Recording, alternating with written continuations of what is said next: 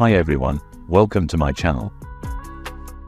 In this tutorial, I'm gonna be showing you to change the time format from 24-hour to 12-hour in Windows 11.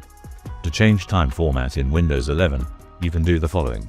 Right-click Date and Time on the right side of the taskbar, then select Adjust Date and Time.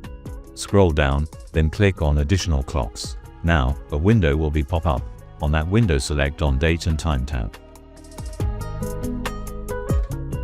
Then click on Change Calendar Settings. From here you change the time format.